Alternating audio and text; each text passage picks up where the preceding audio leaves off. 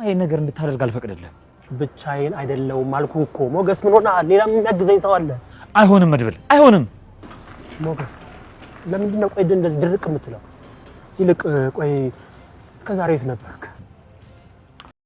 ጎዳና ላይ ነው። ሌላ የት ሆናለሁ? ነገሩ እንደዚህ ያየሁ ራሴ መጠየቄ ራሱ እኮ ስትታይ ራሱ ምስክር ነው ጎዳና እንደነበርክ። ላይ በጣም ይናፈቀችኝ።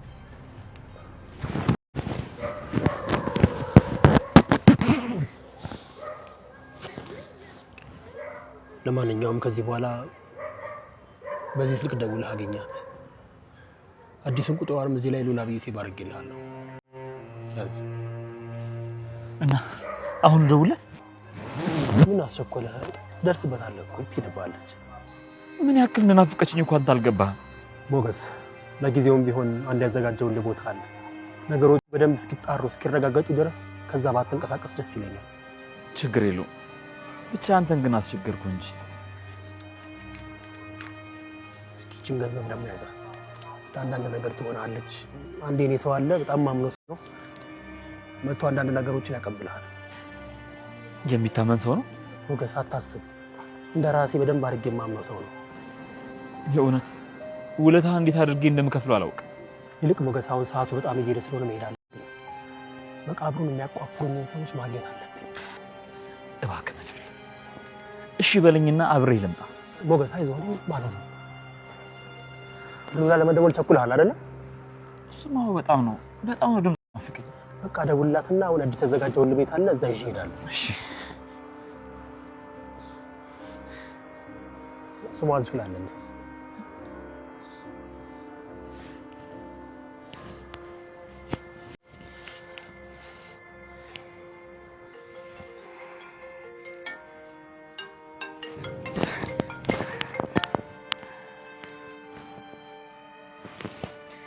ሄሎ ሞገስ ነህ እንዴ? ሉላዬ እኔ እንደውም በምን አወቅሽ? መድብል እንደሄድኩ በስልክ አገናኝሻለሁ ብሎኝ ነበር። ደህና ነህ ሞገስ? ደህና ነኝ። አንቺ ደህና ነሽ? እንዴት ነሽ? ሞገስ የዝና ሰዎች ሳይሆን አይቀሩም፣ እየመጡ ነው። ሄሎ ሞገስ እባክህ አናግረኝ። ሄሎ ወይኔ ጉዴ ምን ነው?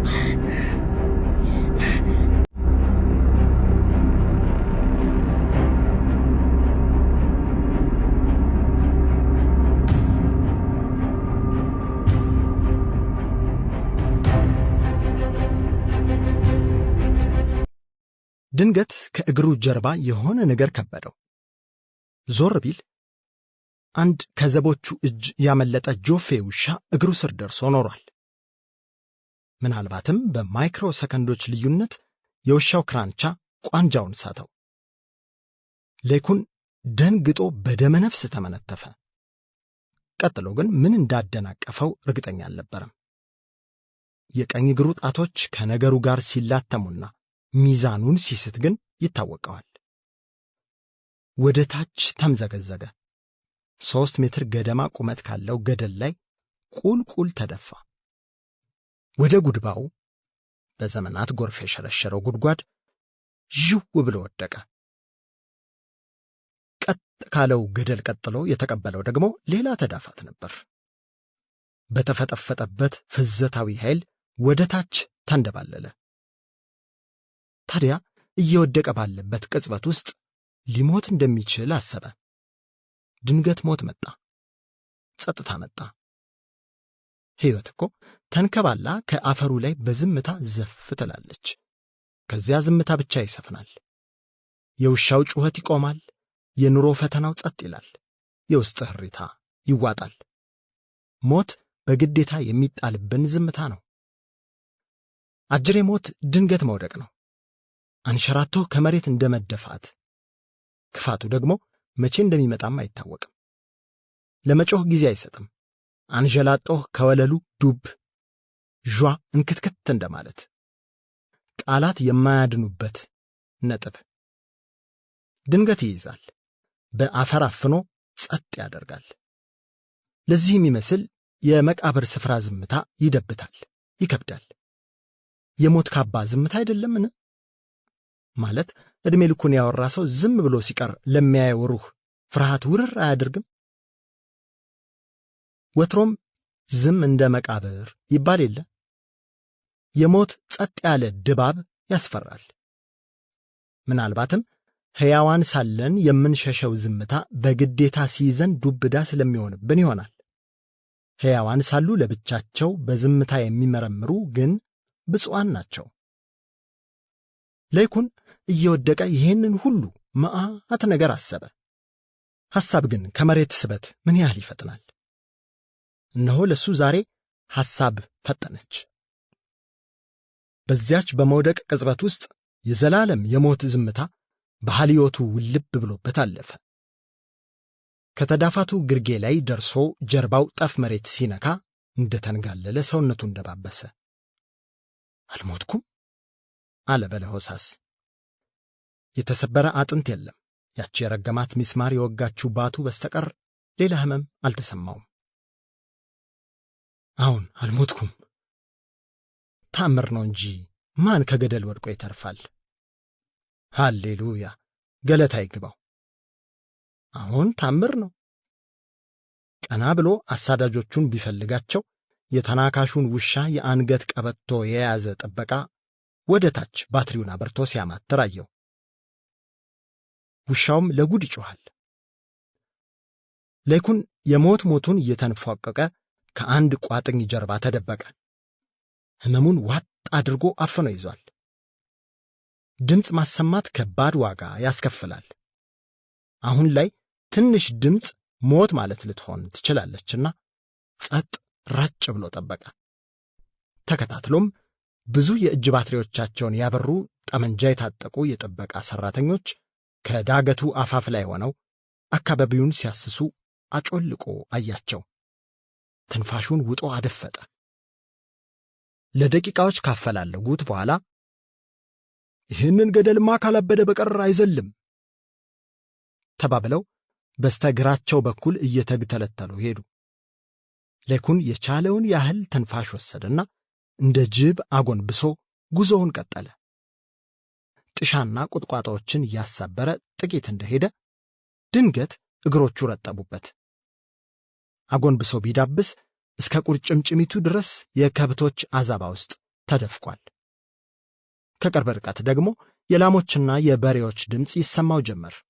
ወደ ከብቶች በረት እንደተቃረበ ተረዳ። የከብት በረት አለ ማለት ገበሬ አለ ማለት ነው። ገበሬ አለ ማለት ሊያጋልጠው የሚችል ሰው አለ ማለት ነው። ደግሞም ገበሬ እንኳን በቲቪና በተንቀሳቃሽ ስልክ ዘመን ድሮም ካለ ራዲዮና ስልክ መረጃ እንደሚደርሰው መሬት ለመሬት የተዘረጋ ልዩ የመረጃ መረብ፣ ውስጥ ለውስጥ የተነጠፈ የመገናኛ መስበር እንዳለው ያውቃል። የእህል ገበያ ስንቱ አለ። እንትን መንደር ሽቅብ ቁልቁል አድርጎ የሚገድል ትንፋሽን የሚሰልብ ወረርሽኝ ገባ። እንትን ሀገር ጦርነት ተነሳ።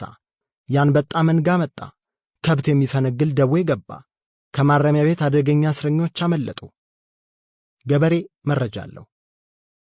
ዛሬ ጠዋት አንዱ ያቀበለው ወሬ ማታ ላይ ከሀገር ጥግ እስከ ጥግ ተሰምቶ ያድራል። እናም ለይኩን ፈራ። አሳልፈው ቢሰጡትስ? ግን ደግሞ ከዚህ በላይ የመሸሽ አቅም የለውም። ተልፈስፍሷል።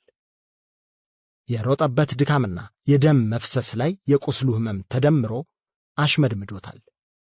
በዚያ ላይ ለጉድ እርቦታል። የውሃ ጥምም እያንገበገበው ነው። ባጭሩ ዕጣ ፈንታው እኚህ ገበሬ እጅ ላይ ወድቋል። ወይ ይጠግኑታል ወይም ይሰብሩታል።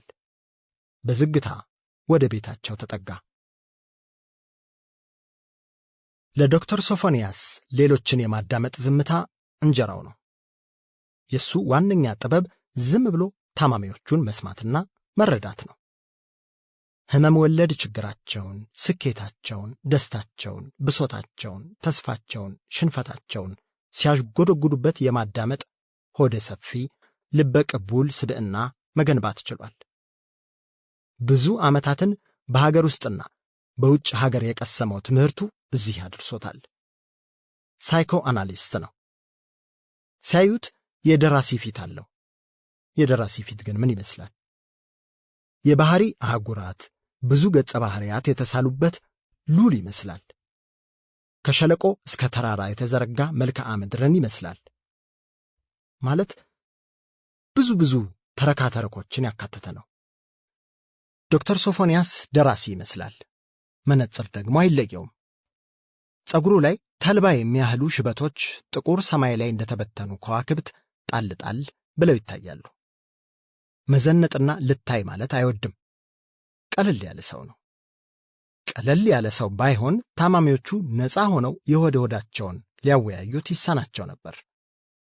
እናም ስራው ይሆናል እንደዚህ ያደረገው። ባለብዙ መስመርና ማዕዘናት ሸሚዞችን ያዘወትራል። ከሁሉም ጋር ተግባቢ ነው። መስማት ላይ ቢወደስም ቅሉ ንግግር ላይ ግን ይታማል።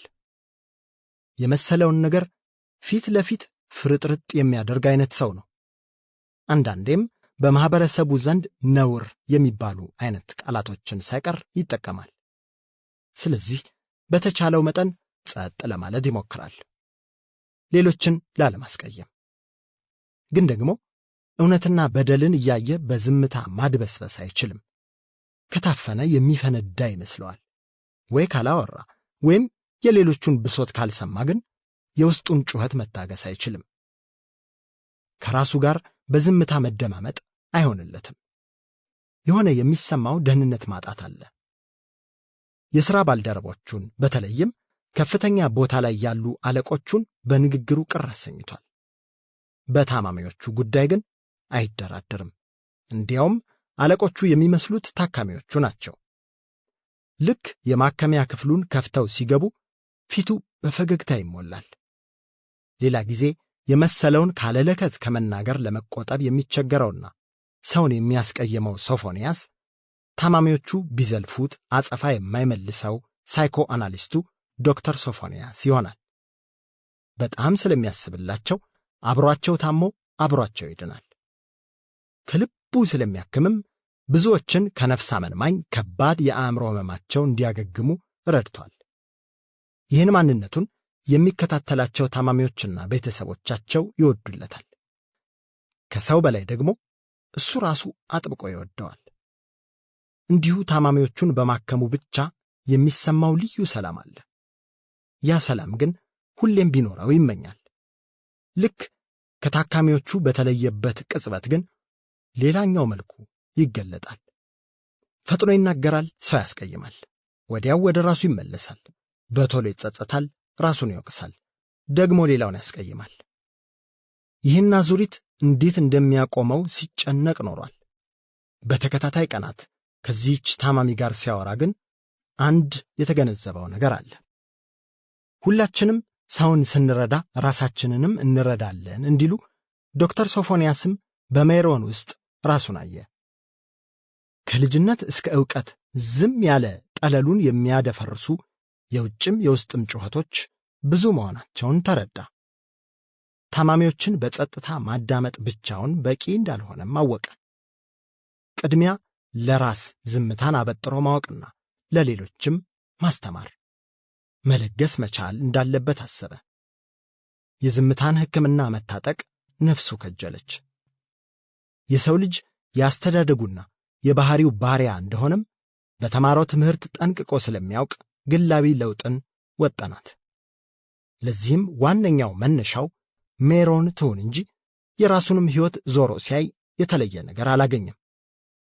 የሱ አብዛኛው ሕይወት በረብሻ በውጥረትና ሩጫ የተሞላ ነበር። ለወላጆቹ 6ኛ ልጅ ነው።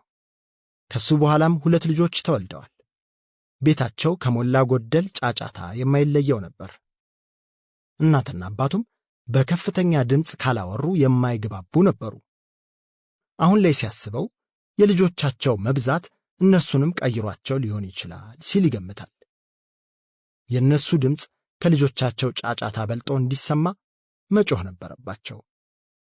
ከጊዜ ብዛት ለመዱትና ልጆቻቸው ባይኖሩም ሳይጮሁ ማውራት አልሆናላቸው። እናም ቤታቸው በድምጾች ጋጋታ የተሞላ ነበር። ለሱም ተናጋሪ መሆን እነሱን ይወቅሳል። በደምሳሳው ሰው ሲበዛ ድምፅ ይበዛል ሲልም ለማመን ተገዷል። የትምህርት ቤት ሕይወቱም እንደ አብዛኛው የኢትዮጵያ ልጆች በቡረቃ የተሞላ ነበር። ጨዋታው፣ ጸቡ፣ ጭፈራው፣ የልጅነት መዝሙሩ፣ የጓደኞች ሰጣ ገባ ሁሉም በረብሻ የታጀበ ነበር። ሶፎንያስ ከ25 ዓመታት በላይ በትምህርት ዓለም ቆይቷል። የዝምታ ክፍለ ጊዜ የሚባል ነገር ግን አንድም ቀን አጋጥሞት አያውቅም። በሥራው ዓለም ውስጥ ሳለም ቢሆን ብዙ የሚናገሩ፣ ራሳቸውን የማይቆጣጠሩ፣ ሲያሻቸው የሚጮኹና የሚሳደቡ ታማሚዎች ጋር ነው ውሎ። የሚኖርበት ከተማ የሁሉም መዳረሻዋ ሸገርም ብትሆን ወከባ እንደሚበዛባት ሳይታለም የተፈታ ነው። በአጠቃላይ ዕድሜውን ያሳለፈው በድምፆች ጉም ተከቦ ነው ማለት ይቻላል። የጸጥታን ፍሬ አላጣጣመም። ውጫዊውን ሁካታ መደምሰስ የሚችል ውስጣዊ የዝምታ ብርጌድም አልገነባም። አሁን የሌሎችን ችግር ዝም ብሎ ከመስማቱና መፍትሔ ከመስጠቱ በፊት የዝምታን ምስጢር በራሱ ለራሱ መርምሮ ማወቅ አለበት። እነሆ ለመወሰን ጊዜ አልፈጀም። በማግስቱ ለአማኑኤል የሥነ አእምሮ ሕክምና ክፍል የሰው ሀብት አስተዳደር ቢሮ አንድ ደብዳቤ ደረሰ። ዶክተር ሶፎንያስ የተጠራቀመ ረፍቱን ወስዶ ከሥራ ገበታው ርቋል የሚል ቢሆንም እንደዚህ ረዥም ጊዜ ይቆያል ብሎ የገመተ ግን ማንም አልነበረም። 1988 ዓመተ ምህረት ሚኒስትሪ የወደቀች ዕለት ኤልሳ ቅስሟ እንደተሰበረ የሌሊቱን አጋማሽ በምሬት ጥርሷን ነክሳ አነጋች። እንደምንም ብላ ከዚህ ቤተሰብ ራሷን ማራቅ እንዳለባትም አመነች። ድህነታቸው ሳያንስ ጭቅጭቃቸው መከራ። ቆይ እስኪ ምን አድርጊ ነው የሚሉኝ? አለች በለሆሳስ። አባቷ አቶ ቦጋለም እንዳይሰሟት እየተጠነቀቀች እኔ ወንድሜን መሆን አልችል፣ እኔ ነኝ፣ እሱ ደግሞ እሱ ነው። ውስጧ ሰላም በሚነሳ ቅናት ሲሞላ ይታወቃታል። በወንድሟ ለዚያውም በሞተው ወንድሟ ነው የቀናችው። ፈልጋ ግን አይደለም። ገና ከልጅነት ወላጆቿ ስለሱ ጉብዝናና ስለሷ ስንፍና እያወሩ ሲያሸማቅቋት አድጋለች። በሱ ላይ ምርጥ ልጅ የሚል ሞገስ ጥለው በሷ ላይ ውሃ የመቅዳት ኃላፊነት ጭነዋል።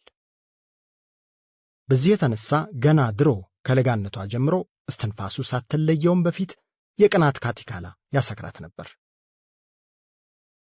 አዎ አሁን የመጣ እንግዳ ስሜት አይደለም።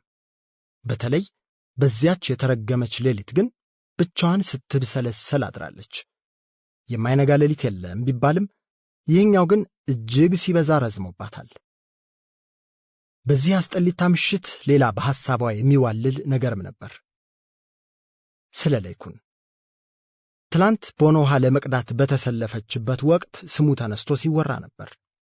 ስለ እሷና እሱ ከሰፈሯ ሰው የተሰወረ በትምህርት ቤቷ ብቻ የቀረ መለስተኛ ታሪክ አለ። ኮረዳዋ ኤልሳ ከወራት በፊት ነበር አንድ ደብዳቤ የደረሳት። ልቅም ባለ የእጅ ጽሑፍ የተረቀቀ የፊደላት ቅርጾች ተሞናምነው የተከተቡበት የፍቅር ደብዳቤ ነበር። አንድ አይናፋር የሚባል የላይ ሰፈር ወጣት ነው የጻፈላት። በሷ ምርኮ ታሞ ከወደቀበት እስከ ጠናበት ያለውን የውዴታ ውጣ ውረድ በሚያውቃቸው የፍቅር ጥቅሶች አጅቦ እያላወሰ እሱም በስሜት ዶፍ እየተላወሰ በምን አይነት አሳር በዚያች ወረቀት ላይ እንዳሰፈረላት ማን ባስረዳት? ታዲያ ወረቀቱን ደብተሯ መሃል ተወሽቆ ነበር ያገኘችው። ግር እያላትም አነበበችው። ማታ ማታ በአቶ ቦጋለ ኮሽኳሽታም ሬዲዮ የምትሰማው የፍቅር ታሪክም መሰላት። ባጭሩ ባንቺ ፍቅር ልቤን ተነደፍኩኝ የሚል ተማጽኖ በቃላት ተሽሞንሙኖ ነበር የቀረበላት። እንዳገኘችው ደብዳቤውን ይዛ እየበረረች ወደነ ሜሮን ግቢ አመራች። በሩን ስትቆረቆር ያጋጣሚ ነገር ሆኖ ሜሮን ራሷ ከፈተችላት። ምንድነው የሁሉ ፈገግታ? አለች ሜሮን ከቅጥሩ በር ትከሻዋን እያሳረፈች። ኤልሳ ወሬዋን ሌላ ሰው እንዳይቀልብባት ይበልጡኑ ወደ ሜሮን ቀረበችና በአፍላ ዕድሜ ለዛ የፍቅር ደብዳቤ ተጻፈልኝ እኮ ስትል በጆሮዋ አንሾካሾከችላት። ምን? ለይኩን የፍቅር ደብዳቤ ጻፈልኝ? የኛ ትምህርት ቤት ሰቃዩ ለይኩን ነው? አለች ሜሮን ድምጿ ድንጋጤና መገረሟን ያሳበቀባታል። ኧረ በፈጠረሽ ተይ ድምፅሽን ዝቅ አድርጊ፣ ከቤት እንዳይሰሙሽ አለች ኤልሳ። ወሬው እንዳይዳረስ በጣም ፈርታለች። ሜሮን እጅግ የናረ ደብዳቤውን የማንበብ ፍላጎት ስላደረባት ወደ ክፍሏ እንድትገባ አቻኮለቻት። ተያይዘው ወደ ውስጥ ዘለቁ። የነ ሜሮን ቤተሰብ ከነ ኤልሳ ቤተሰብ የተራራቀ የሀብት ደረጃ ነው ያለው። በሰፈሩ የመጀመሪያው ባለቀለም ቴሌቪዥን የገባው እነ ሜሪ ቤት ነው። የግንብ ጀጎል፣ ቆንጆ የጡብ ሰቀላ ቤትና አንድ መኪና አላቸው። በሰፈሩ መለኪያ የናጠጡ ሀብታም የሚባሉ አይነት መሆናቸው ነው። በዱባይ ባለሀብቶች መለኪያ ደግሞ ያው ሁሉም ነገር አንጻራዊ አይደል? ሁለቱ ጉብሎች ወደ ሜሮን ክፍል ገብተው በሩን ጠረቀሙ። እና ሌኩን የምር የፍቅር ደብዳቤ ጻፍልኝ ነው ምትይ? አለች ሜሮን። ኤልሳ ሸብልላ ከያዘችው ደብዳቤ ላይ አይኗን በጉጉት እያንከራተተች፣ አዎ አይገርምሽም ድፍረቱ? ደግሞ እኮ በአንቺ ምክንያት ማጥናት አልቻልኩም ገለመለ እያለ ያላስንብኛል። ኤልሳ በለበጣ ሳቀች። አንቺ አትቀልጂ፣ ልጁ እኮ ሰቃይ ነው። ትምህርት ቤቱ ራሱ ብዙ ጊዜ ሸልሞታል። እንዴ ታዲያ እኔ ምን አገባኝ? እሺ አሁን ደብዳቤውን ስጭኝ በእናትሽ ላንብበው። ኤልሳ ደብዳቤውን አቀበለቻት። ሜሮን የተሸበለለውን ወረቀት ዘርግታ ፊቷ ላይ ብዙ ስሜቶችን እያፈራረቀች አንበለበለችው። ይቺ ሜሮን የተባለች ልጅ ከኤልሳ በ2 ዓመት ታንሳለች። ገና 16 ዓመቷ ነው። ግን በሳል ነች። እንደ 26 ዓመት ወይዘሪት ነው አስተሳሰቧ። ለዚህም ትምህርት ቤት ውስጥ ትንሿ ሴትዮ የሚል ተቀጽላ ስም ወጥቶላታል። መጽሐፍ ማንበብ ለጉድ ትወዳለች። በአቅሚቲ አንዳንድ ጽሑፎችንም ትሞነጫጭራለች። በትምህርቷም ከ1 እስከ 10ኛ ደረጃ የምትወጣ አይነት ተማሪ ነች። ከሰው ጋር ግን ብዙ አትቀራረብም። ከኤልሳ በስተቀር የኔ የምትላት ጓደኛም የላትም። ምንም እንኳን የተወሰኑ የፍቅር ልብ ወለዶችን አንብባ ብታውቅም እውነተኛ ልብ የወለደውን የፍቅር ደብዳቤ ስታነብ ግን ለሷም ገና የመጀመሪያዋ ነበር። የጸሐፊውን ስሜት ወዲያው መረዳት ግን አልከበዳትም።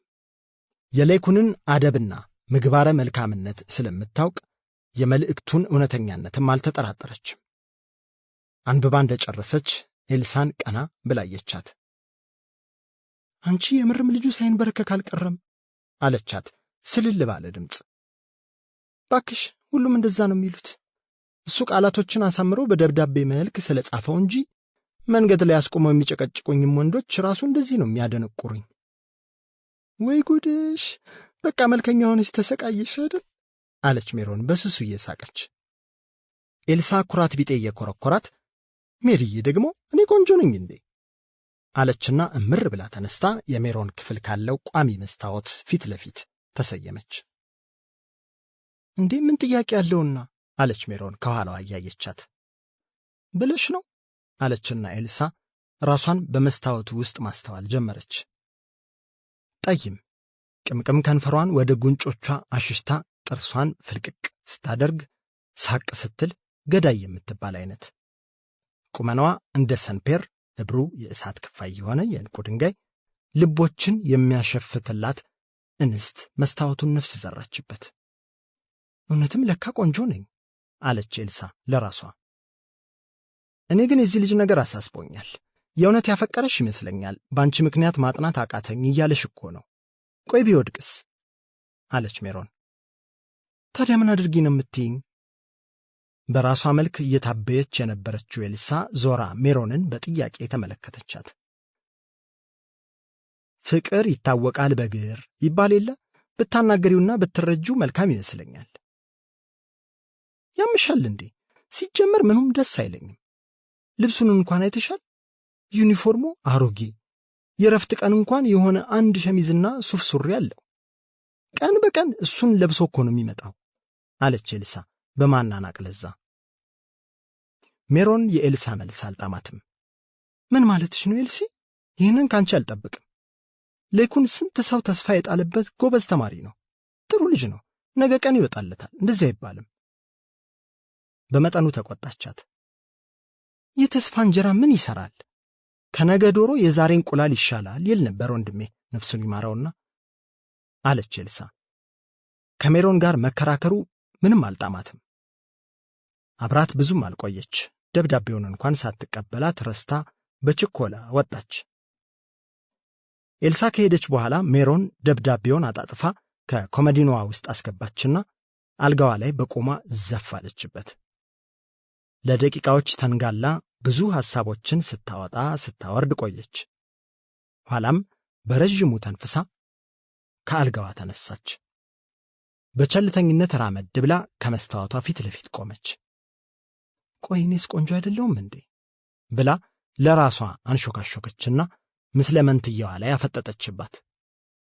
ቀላ ያለ ጉንጭ፣ ስርጉድ የሚሉ ከናፈርት፣ ስልክክ ያለ አፍንጫ፣ መርሜድ፣ በብዙ አፈታሪኮች ውስጥ የምትገኝ ግማሽ ሰው ግማሽ አሳ የሆነች የባህር ፍጥረት መሳይ ሰውነት ያላት ውቢት ሴት ከመስታወቱ ውስጥ ተመልሳ ሜሮን ላይ አፈጠጠችባት። ሐዘኗ ግን ፊቷ ላይ ይነበባል። መስታወቱ ውስጥ ያለችውን ሜሮን ልብ ብላ ስታያት የኔ ምስኪን ጥያቄሽን አልመልስልሽ ነገር ድምፅ የለኝም የምትላት መሰላት። ኤልሳ ያን ሰሞን የስለላ ሥራ ስትሰራ ከረርማለች። ሌኩን ማን ነው? ዕድል የምትሰጠው አይነት ወንድ ይሁን አይሁን ለማወቅ ጥራለች። በእርግጥ ከዚያ በኋላ ብዙ ነገር ተፈጥሯል። መገናኘትና መለያየት ተከስቷል። ትላንት ቦኖ ጋር ስለሱ ሲወራ የሰማችው ነገር ግን ተስፋዋን አድሶታል። በዚህ ስሜት ውስጥ እያለች ነበር አንድ ሕፃን ልጅ ከበር ላይ ኤልሳ አለች ብሎ ሲጣራ የሰማችው። ማን ሊጠራት እንደሚችል እሙን ነው። መለሰችለት፣ አቤት። የአፍቃሪዋ ማስታወሻ። ሳልነግረው ከረምኩኝ።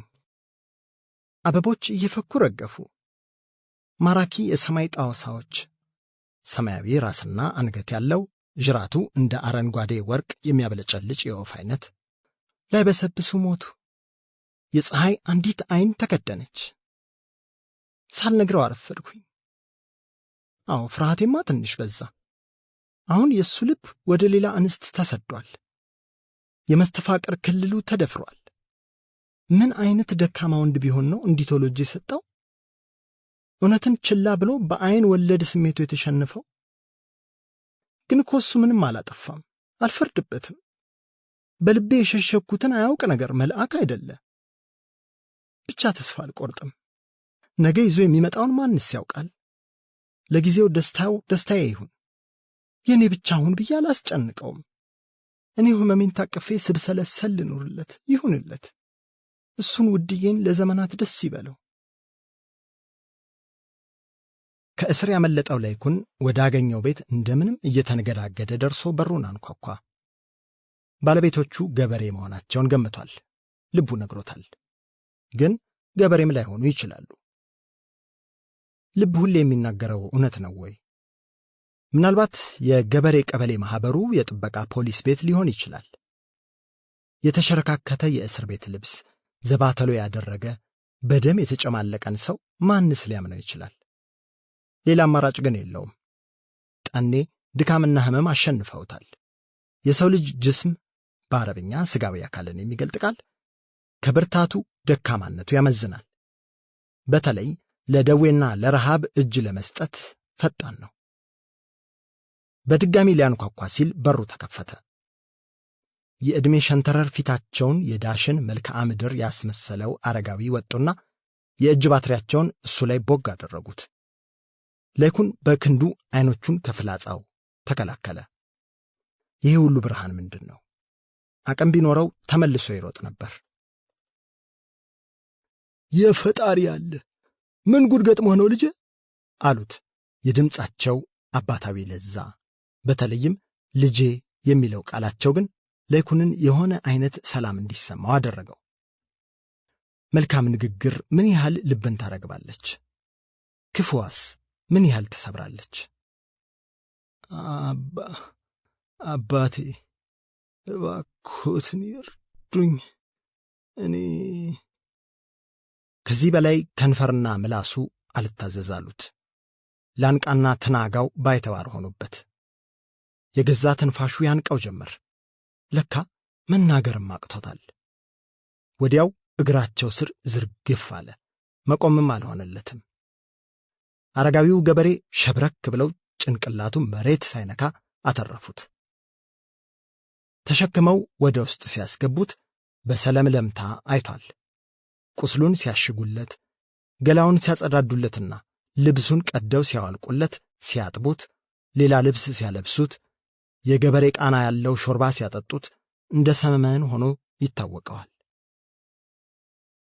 በማግስቱ ጠዋት ሙሉ በሙሉ ወደ አቅሉ ሲመለስ ራሱን በጠፍር አልጋ ላይ ተንጋሎ ነበር ያገኘው።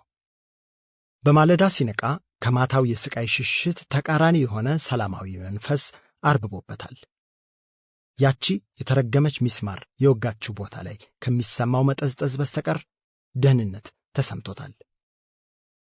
ደህና አደርክ ልጄ የሚል ጥያቄ ከክፍሉ ውስጥ ተሰማ። ይህን ትንግርታዊ ድምፅ ያውቀዋል። እንደ ውሃ ጥም የሚያረካ ድምፅ ነው። እግዚአብሔር ይመስገን መለሰ ለይኩን። ቀጥሎም ድምፁ ወደ መጣበት አቅጣጫ አንገቱን አዞረ። ለካ አረጋዊው ሰው መልካሙ ገበሬ ከክፍሉ በስተግራ ጥግ በርጩማ ላይ ተቀምጠው እስኪነቃ እየጠበቁት ነበር። ለመጀመሪያ ጊዜ በቅጡ ተመለከታቸው። ጥጥ መሳይ ሪዛቸውና ነጭ ጋቢያቸው ላይ የማለዳ ፀሐይ ነጸብራቆች ይደንሳሉ፣ ያበራሉ። ብቻ መልአክ ቢጤ መስለው ታዩት። እኚህን ክንፍ አልባ ተራዳኢ ለሱ ብሎ ጌታ ልኳቸው ይሆን ሲልም ጠረጠረ። ከብት የሚያረባ ጎጆ ቤት ቀልሶ ገጠር ውስጥ የሚያኖር መልአክ ይኖር ይሆን? አሁን ህመሙ ቀለል ብሎልሃል? አሁን አባቴ ይመስገነው፣ አሁን ደህና እንደሆንኩኝ ይሰማኛል። ትንሽ ቁስሌ ብቻ ነው የሚጠሰጥሰኝ አለ ለይኩን። መልካም ነው፣ ማታ አንተን ፈልገው መጥተው ነበር አሉት ወደ መስኮቱ አቅጣጫ እያማተሩ። ለይኩን ልቡ ቀጥ አለች። እነማን? ዋሻቸው። መዋሸት ነበረብኝ። እስር ቤት ተመልሶ ለመሄድ የሚያስችል አቅም ላይ አልነበርክም። መንገድ ላይ ትሞትባቸው ነበር። ውስጤ ደግሞ እንድትሞት አልፈቀደልኝም። እናም ዋሻቸው። እንዲህ አይነት ሰው አላየንም ብዬ ሸኘኋቸው አሉትና በዓይኖቻቸው ገረመሙት። አባ ለይኩን ሐፍረት ሸብቦት ምንም መመለስ አልቻለም። ያልጋውን ጫፍ እየነካካ አጎንብሶ ቀረ። ግን ምን አጥፍተህ ነው ታስረህ የነበርክ? እንዴት እስከ እስር ቤት ልታመልጥ ቻልክ? አሉት ባጽኖት። ረጅም ታሪክ ነው አባቴ። ለይኩን ያቅማማ መሰለ። እንግዲህ እውነቱን እንደምትነግረኝና እንደማትዋሸኝ እርግጠኛ ነኝ አሉ አረጋዊው። ኧረ በፍጹም አልዋሾትም አባቴ፣ ለእርሶ እንዴት ብዬ ዋሻለሁ? ውለታቸው ባይኖር እንኳን ግርማ ሞገሳቸው በራሱ ሰውን የሚመረምር አይነት ግድንግድ ድባብ አለው። ለመዋሸት የማይመቹ ክቡድ ፍጡር ናቸው። ማለት ታሪኩ ረዘም ያለ ስለሆነ ጊዜውን እንዳልሻማቦት ብዬ እንጂ አላቸው ለይኩን እንደማፈር እያለ። ምንም ችግር የለም ልጄ። ታሪክ የመስማትና የመናገር ዕድሜ ላይ ያለሁኝ ባዘቶ ሽማግሌ መሆኔን ልባል አልክም ልበል?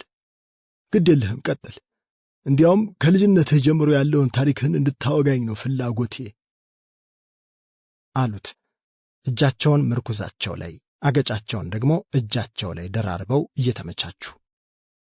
ለይኩንም ታሪኩን ያጫወታቸው ጀመር። ለይኩን አንገት ደፊ ልጅ ነበር። ከመድፋቱ የተነሳ ከማጅራቱ ጎበጥ ብሎ የሚራመድ ትምህርት የሚገባው ቀለሜ የሚባል አይነት ተማሪ። አንደኛ መውጣት ልማዱ፣ 6ኛ ክፍል 2ኛ ወጥቶ ትምህርት ቤቱ በሙሉ የደነገጠለት ሚኒስትሪ 99 በዚያ ጊዜ ያመጣ ተማሪ ነበር። በአስኳላው ትምህርት ዘልቆ መሐንዲስ የመሆን ህልም ነበረው። በዚህም ሳይረካ ገና በዕድሜው ማለዳ ጋራዥ ቤት እየሄደ እጁን ያፍታታ፣ ከትምህርትና ከጥናት ሰዓት ውጪ ባገኘው ክፍተት ሁሉ እየሰራ ካለ አባት ለብቻቸው ደፋ ቀና ብለው ያሳደጉትን እናቱን የሚያግዝ ህልም ያለው ልጅ ነበር። ልጅት ወደ ሕይወቱ ስትመጣ ግን ሁሉም ነገር ተቀያየረ። 12ኛ ክፍል ደረሰ። ያችን ጠይም ልጅ ሲያያት ልቡ ስንጥቅ አለ። አይታው ፈገግ ስትል ምን የሚሉት መግነጢስ የአንድሮሜዳ ቀስት ወጋው። የኮከቦች ግጭት፣ ልብ በርባሪ በርባኖስ አገኘው። ከዚያ በኋላ በቃ ባያት ቁጥር ውስጡ እርብሽብሽ፣ ስትጠፋ ድብርብር ድብት ይለው ጀመር። ዛሬ ነገ ሳይል ማንነቷን አጠያየቀ። ኤልሳ ትባላለች። ከእርሱ በ4 ዓመት ታንሳለች። የ8ኛ ክፍል ተማሪ ነች። ስለ ኤልሳ ብዙ ባወቀ ቁጥር ግን የውስጡ ሕመም ባሰ እንጂ አልዳነም። አንገት ደፊው ልጅ አንገቱን ደፍቶ መብሰልሰል አበዛ። አያናግራት ነገር እንኳንስ የነደፈችውን ንብ ይቅርና ወንድ እኩዮቹን እንኳን ለመቅረብ የሚፈራ አይነት ብላቴና ነው። ብቻውን ብዙ ተጎዳ። ትምህርቱ አስጠላው። ጋራዥ ሄዶ መስራት ተወ። መሐንዲስ መሆን ተቀዳሚ ህልሙ መሆኑ ቀረ። ማታ በህልሙ ቀን በቀልብያው ኤልሳ ብቻዋን ነገሰች። ከቤቱ እስከ ትምህርት ቤቱ፣ ከአርብ እስከ ጁምዓ ኤልሳና ኤልሳ ብቻ። እንደ ቀልድ የግል ህመሙ ሆና ወራቶች አለፉ። ረዘም ካለው አገጩ ላይ ካለ ዕድሜው ጢም ውርር አደረገው። በጥናት የሞጨሞጩ ትናንሽ አይኖቹ በእንቅልፍ እጦት ይበልጥ ጠበቡ። ዩኒቨርሲቲ የመግቢያ ፈተናውን ሊወስድ ጥቂት ወራት ብቻ ቢቀሩትም ነገር ዓለሙን ትቶት ቆየ። እናቱ ወይዘሮ ብዙ ወርቅ መጨነቅ ጀመሩ። ልጄን ምን ነካው አሉ። በጎበዝነቱ የተመቀኙ ሰዎች ምናምን አሰሩበት ይሆን ሲሉም ጠረጠሩ። የሆነውን ሳይታክቱ መጠየቃቸውን ግን አላቆሙም ነበር። ልጄ ምን ሆነሃል ይሉታል አይኖቹን በእናት ስስት እያዩ። ምንም አልሆንኩምማ። እንዴት አልሆንኩም ትለኛለህ? ምግቡን ቀማምሰ ነው የምትተወው። እንደ ድሮ አታወራኝ፣ አታስቀኝ። ምን አስነክተው ይሆን የኔ ልጅ? ከከረጢቱ ሞልቶ አልፎ እንባ በአይናቸው ተንቆረዘዘ። እንዴማ ደግሞ ምን ማለትሽ ነው? ዋናው ፈተናችን እየደረሰ ስለሆነ ትንሽ ፍርሃት ቢጤ ይዞኝ ነው። አይሄ ይሁን አስኪ። ለወትሮ ምንም ፈተና ቢደርስብህ እኔን ለማጫወት ጊዜ አታውቅም ነበር። እሱ መድኃኔዓለም ይጠብቅ ይሉና በነጠላቸው አይኖቻቸውን እያደራረቁ ወደ ስራቸው ይመለሳሉ። እኚህ እናት ያን ሰሞን ልባቸው ላፍታም አላረፈም። ለኩን ትምህርት ቤትም ቢሆን ብዙ ጓደኞች የሉትም። አስተማሪዎቹ ግን በጣም ይወዱታል። አንድ አስተማሪ ከተማሪው ሊፈልግ የሚችለው ከዚያም በላይ ያለው አይነት ተማሪ ነበር። ነገ ደረታቸውን ነፍተው እኔ ነኝ ያስተማርኩት እያሉ ሊጀነኑ የሚችሉበት አይነት ተማሪም ነበር ባይሰበር። ታዲያ አስተማሪዎቹም ቢሆኑ ከጥቂት ወራት አንስቶ በትምህርት ቤት ውስጥ ከሚታወቅበት ባህሪው ለየት ያለ አይነት ላይኩንን መታዘብ ጀምረዋል። በሙሉ ትኩረት ትምህርቱን መከታተል ትቷል። የፈተናው ውጤትም ማሽቆልቆል ይታይበታል። አንድ ቀን የፊዚክስ አስተማሪያቸው መምህር እስጢፋኖስ ስም እየጠራ የፈተና ውጤታቸውን እየሰጠ ነበር።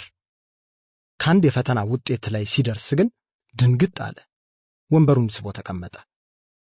ወረቀቱን ከሌሎች ውጤቶች ለየና መልሶቹን እያመሳከረ ድጋሚ ያረመው። ውጤቱ ግን አልተቀየረም። ተማሪው 45 ከመቶ ብቻ ነበር ያመጣው።